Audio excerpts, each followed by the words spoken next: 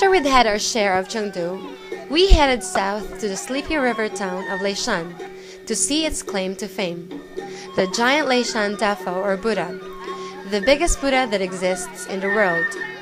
It has sat embedded in the giant rock face of where the Min and Dada rivers meet for more than 1200 years. The work was started by the monk Haitong in 713 AD, who designed the Buddha to both literally and figuratively watch over the ships that navigated swirling waters.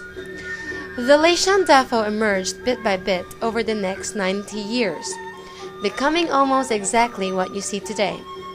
How a group of monks were able to change an entire cliff into a work of sacred art is mind-boggling. All I know is that I appreciated their hard work.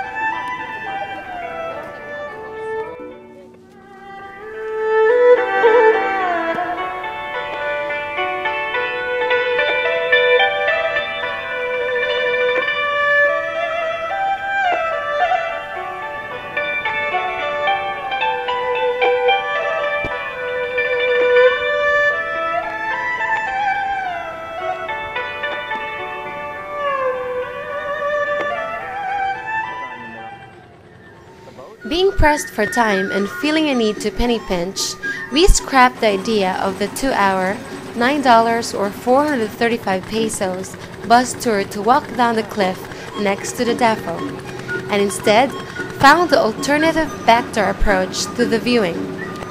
By taking a 12-cent or 650 pesos boat across the small river canal, you can walk the shallow river bed up to only around 150 meters from the Buddha. We were completely amazed by the physical dominance of the Buddha in person, its meditative, calm presence giving the semblance of a gentle giant.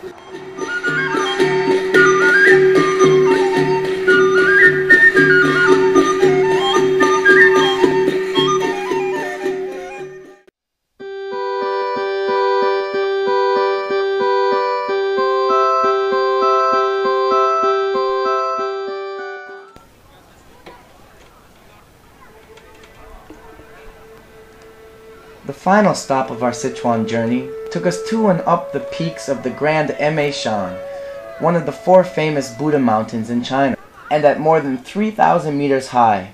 It is one of the tallest points east of Tibet in China. Getting to the summit of Shan is no easy task. Leaving the foot of the mountain at 6 a.m. and taking a 2-hour bus to the beginning of the Golden Summit ascent, it still took us a grueling 5.5 hours to hike to the top, which pokes out well above the clouds. The hike from under the clouds to the peak above them brings you a crash course in weather. From freezing cold ice to the sun-drenched top, we went from thick jackets and gloves to only t-shirts within a few hours. I knew the hiking trail wasn't really a trail at all, but steps, and thought it wouldn't take much to climb up, which wasn't the case. It's still basically being winter on the mountains. We had to wear grappling claws on our shoes to stab into the ice-covered thin steps. Still being a little cocky, I ended up falling 4 times, while Rochelle stayed clean and dry.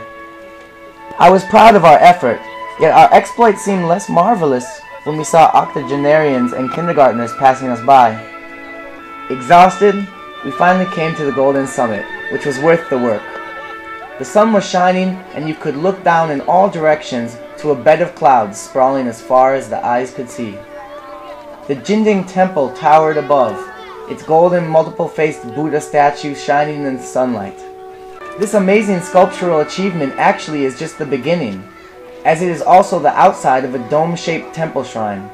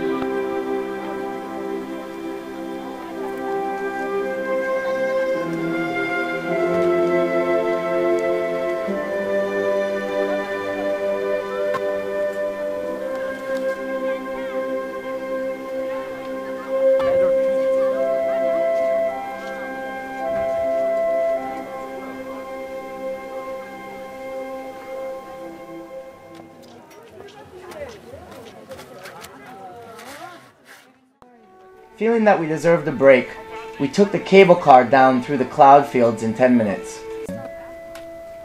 Overall, it was a wonderful hike, a wonderful day, and a wonderful vacation.